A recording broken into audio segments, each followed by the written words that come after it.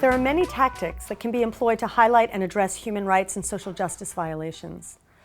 These include activities in the public and private arenas, those that may be costly or cheap, or activities that require massive numbers of participants or just a few. But we can't do them all, so when planning a tactical campaign, you'll need to decide which tactics are essential, which ones can be done with partners, or which ones won't make the cut. When choosing tactics, it's critical to assess the qualities of your organization, the strengths of potential collaborators, and also to consider any unplayed levers, that is, tactics that no other advocates have tried.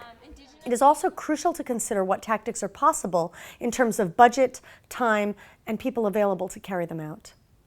Collaboration with other groups can save money and time, for example, by cutting costs of activities or helping to rally bigger crowds at protests and news conferences. But collaboration can also throw up challenges.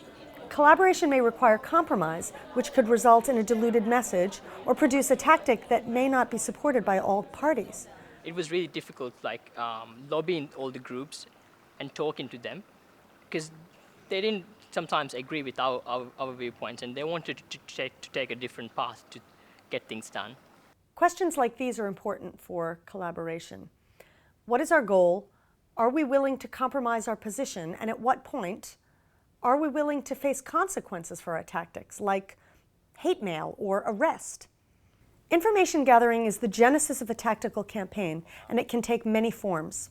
Talking to people face-to-face who have witnessed or been affected by a human rights violation or social justice problem is one excellent approach, but there are others. Statistics can be incredibly useful in showing patterns or revealing the impacts of a problem. Data on health, education, domestic violence, or corruption may be publicly available, but as statistics can be difficult to quantify, especially across countries, they should be collected and analyzed with care. The crux of any tactical campaign involves disseminating information, as well as the crucial call to action. This can be done in myriad ways, like news stories or features, opinion pieces, or radio and TV interviews. YouTube, Twitter, Facebook, blogs, and phone apps are also great ways to circulate information to large audiences. Traditional picket lines, marches, or demonstrations in front of government embassies or businesses can also be highly effective. Stop! Brutality! Justice! Lobbying power holders, such as government officials or business leaders, through direct contact is an excellent tactic for information dissemination. Now, lobbying can happen at the local, national, regional, or international level, but an inside contact or affiliation is usually required in order to get access to high-profile people. And this is a good example of how collaboration between groups can be useful. News conferences are another great way to get your message out. I'll respond that the KNPB wasn't in fact accused of terrorism. No matter how you disseminate your information, there are some common considerations that will help to frame the message. The core message is, of course, important, and equally so, the audience that you intend to reach.